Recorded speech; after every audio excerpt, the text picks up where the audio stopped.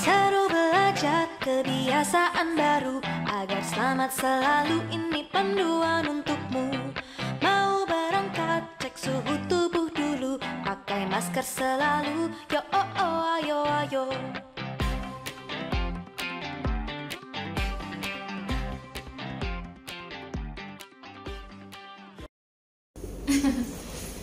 Ya, Assalamualaikum Pak Sri, mohon maaf ini menyita waktunya sebentar untuk mewawancarai Bapak ini berkaitan dengan tugas saya tentang pengambilan keputusan berbasis nilai-nilai kebajikan sebagai seorang pemimpin. Selama ini bagaimana Bapak dapat mengidentifikasi kasus-kasus yang merupakan dilema etika ataupun bujukan moral dengan kasus-kasus yang ada di sekolah, kami tetap akan melihat kasus itu seperti apa. Yang jelas ada kasus yang benar adanya, ada kasus yang mungkin salah, perlu kita identifikasi. Setelah itu kita akan mengambil langkah-langkah dengan beberapa masukan, beberapa hal yang perlu kita butuhkan di situ, sehingga kita bisa memutuskan keputusan. Sehingga kami tidak tergesa-gesa untuk mengambil langkah itu, karena memang kita harus mengupayakan semua pihak bisa menerima. Terima kasih Bapak. Ini berkaitan dengan pertanyaan yang kedua, yaitu bagaimana Bapak dalam menjalankan pengambilan keputusan, terutama untuk kasus-kasus yang dimana ada dua kepentingan yang sama-sama benar atau sama-sama mengandung nilai-nilai kebajikan. Terima kasih. Langkah yang kami tempuh agar tidak merugikan satu sama lain, kami perlu adanya bukti-bukti yang ada. Setelah kami melakukan beberapa kasus, kita data. Nah, dari data itu kan tetap kita juga memikirkan rasa keadilannya, kemudian juga agar tidak menyinggung yang lain, permasalahan yang benar atau yang salah nanti akan kita data sesuai, baru kita mengambil keputusan. Sehingga jangan sampai kami mengambil keputusan ini salah karena buktinya masih belum valid, belum banyak. Ini yang harus kita lakukan. Kemudian untuk langkah-langkah Bapak, langkah-langkah yang biasa dilakukan Bapak dalam melakukan pengambilan keputusan selama ini itu seperti apa? Langkah yang kami tempuh agar tidak merugikan satu sama lain, kami perlu adanya bukti-bukti yang ada. Setelah kami melakukan beberapa kasus, kita data. Nah, dari data itu kan tetap kita juga memikirkan rasa keadilannya, kemudian juga agar tidak menyinggung yang lain, permasalahan yang benar atau yang salah nanti akan kita data sesuai, baru kita mengambil keputusan. Jika jangan sampai kami mengambil keputusan ini salah karena buktinya masih belum valid, belum banyak. Ini yang harus kita lakukan. Terima kasih Bapak. Untuk pertanyaan selanjutnya itu tentang hal-hal apa saja yang selama ini Bapak anggap efektif dalam pengambilan keputusan pada kasus-kasus dilema etika. Berkenaan dengan penanganan yang sangat efektif dari dilema etika yang selama ini kami lakukan, memang kita melihat kondisi karakter anak yang melakukan, juga yang lainnya seperti apa. Dari pendataan itu yang ada, kemudian kita lakukan, jangan sampai keputusan ini menyinggung salah satu atau juga pihak yang mungkin betul-betul melaksanakan, tetapi itu tidak sesuai dengan kegiatan atau langkah yang dilakukan mereka. Kemudian untuk pertanyaan selanjutnya, hal-hal apa saja yang selama ini merupakan tantangan dalam pengambilan keputusan pada kasus-kasus dilema etika? Jadi tantangan ketika kami mengambil keputusan dari bukti-bukti itu sendiri yang mungkin belum begitu nyata dan mungkin juga harus perlu kita gali lagi, dan juga jangan sampai permasalahan ini muncul lebih mencuat banyak atau lebih besar, karena di satuan pendidikan yang jumlah warganya begitu banyak, ada satu sisi yang bisa mungkin memberikan jalan keluar, tetapi satu hal yang harus kami mengambil keputusan, dan itu keputusan risiko, sehingga kami tetap melakukan hal yang sesuai dengan prosedur yang ada. Jangan sampai nanti ada satu hal yang bisa merugikan yang pihak lain. Pertanyaan selanjutnya yaitu tentang jadwal. Kira-kira untuk dalam menangani kasus ini, Bapak ada jadwal tertentu dalam penyelesaian kasus, ataukah secara langsung, atau mungkin ada prosedur mungkin yang akan dijalankan Bapak dalam mengambil keputusan di sekolah ini? Ya, kita agendakan ada prosedur terjadwal di samping menunggu bukti-bukti permasalahan yang ada, sehingga jangan sampai kita mengambil keputusan yang tergesa-gesa yang nantinya mungkin akan menjadi permasalahan lebih lanjut. Terima kasih. Kemudian adakah Bapak seseorang atau mungkin faktor-faktor yang selama ini itu mempermudah atau membantu Bapak dalam pengambilan keputusan? Banyak yang membantu saya, karena tetap semua tugas di sekolah kan tidak semuanya dilakukan oleh kepala sekolah, sehingga ada bagian-bagian tersendiri, dan dari situ kita dapat masukan, kemudian permasalahan, kemudian kita diskusikan. Dari beberapa teman-teman dan juga yang di sekolah itu memang akan bisa memutuskan, bisa memberikan masukan untuk keputusan yang lebih terbaik. Bapak, ini untuk pertanyaan yang terakhir. Dari semua hal yang telah Bapak sampaikan tadi, pembelajaran apa yang dapat Bapak petik dari pengalaman Bapak dalam mengambil keputusan di Amerika? Pembelajaran dalam menghargai seseorang, juga mengamankan karakter seseorang. Jangan sampai kita dalam mengambil keputusan semuanya itu akan tersinggung, jangan sampai. Jadi pembelajaran yang seperti itu kita lakukan, karena memang tidak sendiri berkenaan dengan mengambil keputusan, sehingga kita menghargai, menghormati, dan juga bisa menjaga nama baik. Mudah-mudahan kalau memang peristiwa itu terjadi akan bisa selesai secepatnya, kembali seperti awal. Terima kasih Pak. Terima kasih Bapak atas waktu dan pengalamannya. Semoga nanti ini menjadi pengalaman bagi saya dalam mengambil keputusan suatu ketika nanti saya dihadapkan dengan suatu keputusan yang harus saya ambil. Terima kasih. Assalamualaikum warahmatullahi wabarakatuh. Semoga sukses.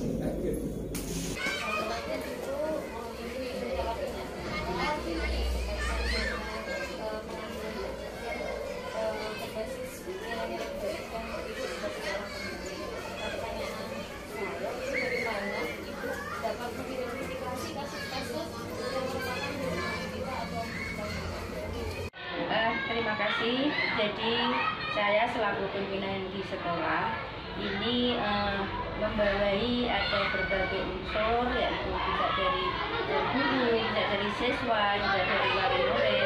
Sebenarnya dalam perjalanannya itu pasti banyak sekali kasus-kasus, entah itu dari unsur siswa, unsur guru maupun unsur wali murid.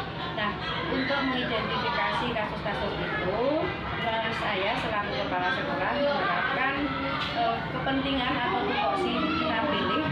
Yang pertama adalah urgennya atau kepentingannya utamanya adalah untuk pada siswa, pemberdayaan pada siswa. Yang kedua dalam kaitannya dengan integritas, segala sesuatu yang sangat segera harus ditindaklanjuti sesuai dengan satuan pendidikan yang kami ambil. Kemudian bagaimana itu untuk menjalankan pengambilan keputusan sekolah, terutama untuk kasus yang sebenarnya ada dua kepentingan yang sama-sama benar atau sama-sama mengambil keputusan. Terima kasih.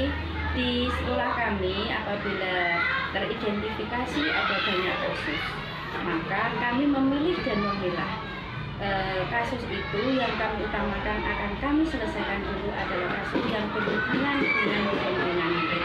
Karena seperti kita ketahui, murid adalah menjadi tujuan utama kita selaku pendidik atau saya selaku pimpinan di sekolah ini untuk selalu mengedepankan kepentingan murid dan apa yang menjadi permasalahan dilema-dilema itu untuk segera kami atasi. Selain itu kami juga menerapkan prinsip etika, prinsip integritas dan dengan memperhatikan pula efektif efisiensi dalam penanganan suatu program.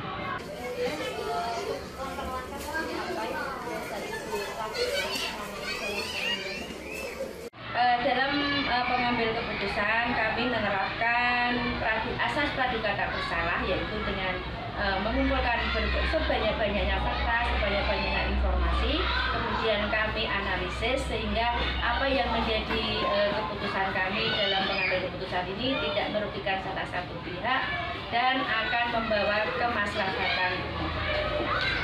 Kemudian hal-hal apa saja yang selama ini Ibu anggap efektif dalam pengambilan keputusan pada kasus-kasus ini? Ya, kami dalam menyelesaikan kasus-kasus tersebut atau dilema itu kami tempuh dengan jalur menghadirkan pihak-pihak yang terlibat dalam kasus atau dilema tersebut, kemudian kami berikan pemahaman, kemudian juga arahan dan solusi, dan mereka akan menerima apa yang menjadi solusi dan yang kami bersamai. Kemudian apa saja yang selama ini menjadi tantangan dalam pengambilan keputusan pada kasus-kasus ini?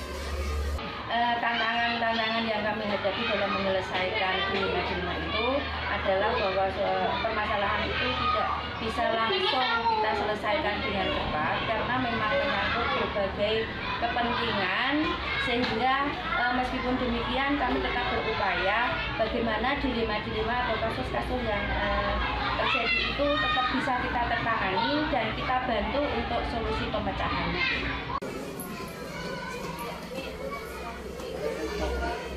Ada sebuah ketentuan dalam sebuah kasus apa penyelesaian cepat atau mungkin jadwal penyelesaiannya.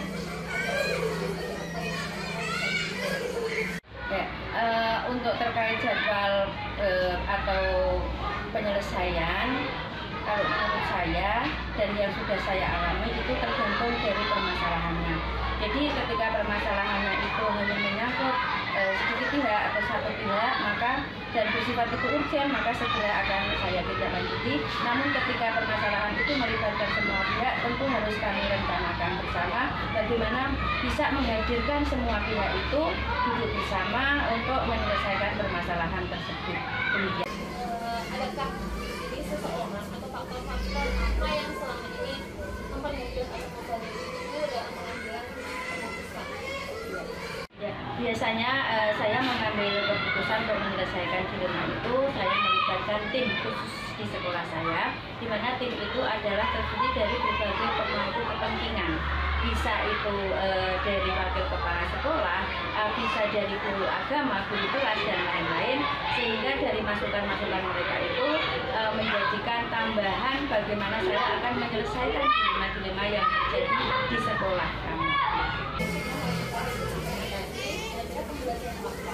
Yang dapat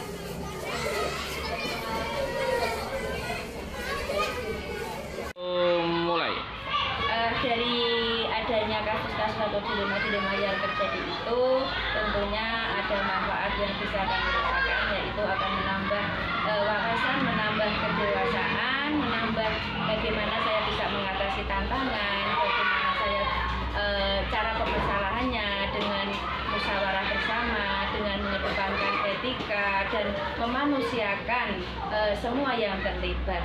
Itu waktunya ada kurang dari saya. Assalamualaikum warahmatullahi wabarakatuh. Ya, assalamualaikum Ibu. Mohon maaf minta waktunya sebentar. Ini berkaitan dengan tugas saya untuk mewawancarai berkaitan dengan pengambilan keputusan Ibu yang berbasis nilai-nilai kebajikan sebagai seorang pemimpin. Untuk yang selama ini Ibu lakukan, itu bagaimana Ibu dapat mengidentifikasi kasus-kasus yang merupakan dilema etika atau rujukan moral? Diberikan. Terima kasih atas waktunya. Di sini kami dalam mengambil keputusan dilema etika atau rujukan moral. Di sini yang pertama kami bila ada suatu masalah, kita berembuk bersama dengan rekan-rekan guru untuk mengatasi bersama. Kalau memang itu diperlukan, kita putuskan bersama. Kalau memang itu hanya sekedar rujukan yang ringan, bisa diatasi sendiri. Tapi kalau memang itu harus dimusyawarahkan, kita musyawarahkan bersama dan kita ambil mufakatnya bagaimana untuk mengatasi dilema atau rujukan moral ini kepada terutama anak didik ya. Kita pertama kita mengidentifikasikan masalahnya itu apa, kita identifikasi dulu, baru dievaluasi masalahnya, latar belakangnya itu apa yang mendukung dengan adanya dilema etika ini. Hanya itu. Ya, ini hubungannya dengan pengambilan keputusan ya Ibu. Bagaimana Ibu itu bisa menjalankan pengambilan keputusan di sekolah, terutama untuk kasus-kasus di mana ada dua kepentingan itu yang sama-sama benar atau sama-sama mengandung nilai kebajikan. Terima kasih atas pertanyaan yang kedua yang diajukan untuk mengambil keputusan yang sama-sama benar. Yang pertama kita memperhatikan masalah permasalahan tentang kebenarannya. Kita mengambil keputusannya memperhatikan dengan karakteristik. Apabila permasalahannya itu sama-sama benar, mari kita tingkatkan untuk keputusan ini. Pertanyaan yang benar itu harus diambil keputusannya secara mufakat, secara benar. Dalam pengajuan pertanyaan ini kita sama-sama sebagai pemimpin harus bijaksana dalam mengambil keputusan. Selanjutnya ini mengenai langkah-langkah Ibu atau prosedur yang biasa Ibu lakukan selama ini itu seperti apa dalam pengambilan keputusan? Langkah-langkah dalam mengambil keputusan, yang pertama kita mengambil fakta yang terjadi, yang kedua mengumpulkan fakta-fakta yang harus kita pelajari, yang selanjutnya kita baru bisa mengambil keputusan apa yang telah disepakati nantinya. Hanya itu yang dapat saya sampaikan. Terima kasih. Hal-hal apa yang selama ini Ibu anggap efektif dalam pengambilan keputusan pada kasus-kasus dilema etika? Pertama, kita mengajak kepada rekan-rekan untuk berdiskusi atau bermusyawarah dan mengajak rekan-rekan atau yang terlibat dalam permasalahan ini sehingga kita dapat mengatasi atau mengambil keputusan atau masalah yang dianggap lebih baik. Hanya itu yang dapat saya sampaikan. Selanjutnya Ibu, ini hubungannya dengan tantangan yang Ibu hadapi. Hal-hal apa yang selama ini merupakan tantangan dalam pengambilan keputusan kasus-kasus dilema etika? Ya, untuk mengatasi tantangan-tantangan dalam mengambil keputusan, karena permasalahan ini dilema etika, dalam mengambil keputusan tidak dapat sekaligus teratasi, tapi dilakukan dengan bertahap atau dengan bijaksana dalam mengambil keputusan untuk melibatkan atau membuat kepada yang terlibat supaya tantangan ini bisa teratasi dengan baik. Ya, hanya itu. Ibu, selanjutnya yaitu apakah Ibu memiliki sebuah jadwal tertentu dalam sebuah penyelesaian kasus di Lima Etika, apakah Ibu langsung menyelesaikan di tempat secara langsung atau memiliki sebuah jadwal untuk menyelesaikannya? Dan bentuknya itu seperti apa? Di sini kami untuk jadwal karena masalah telemetri tidak selalu berkontinu, tapi jadwal kita mengikuti permasalahan yang dilakukan. Yang pertama kita hanya mencari solusi dulu. Yang kedua mengumpulkan atau mengundang yang untuk rekan-rekan untuk memusyawarahkan. Yang ketiganya kita memanggil yang terlibat dalam permasalahan ini untuk mengambil keputusan. Kalau kita tidak bisa melaksanakan dengan sekaligus mengatasi masalah ini, kita laksanakan dengan secara bertahap untuk mengambil keputusannya itu supaya dapat teratasi dengan baik.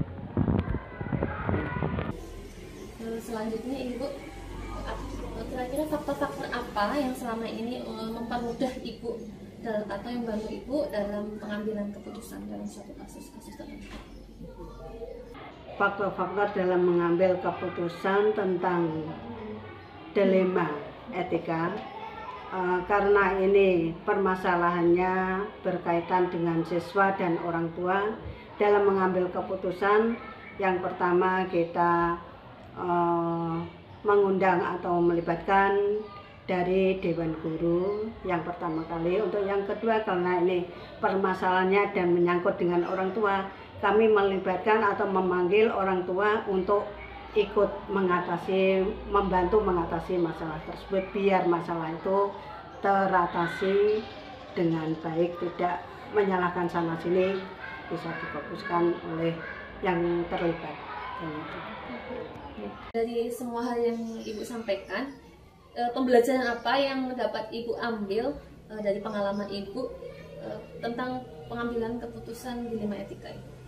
Permasalahan yang kita ambil dalam mempelajari tentang permasalahan dilema etika, kita fokuskan kepada suatu permasalahan sehingga kita dapat mengatasinya atau menambah pengalaman, sehingga kita sebagai dapat menambah empati sebagai seorang pemimpin dalam kita pengelolaannya dalam dilema etika ini.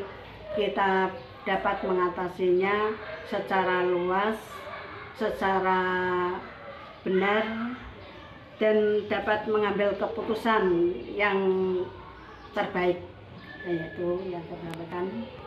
Baik Ibu, terima kasih atas waktu dan diskusi pengalamannya. Semoga ini menjadi pengalaman berharga bagi saya dalam mengambil suatu keputusan. Semoga nanti dapat memberi wawasan juga kepada saya. Ya, terima kasih. Ya, assalamualaikum warahmatullahi wabarakatuh. Semoga bermanfaat. Amin. Terima kasih. Sama-sama belajar Ibu. Terima kasih.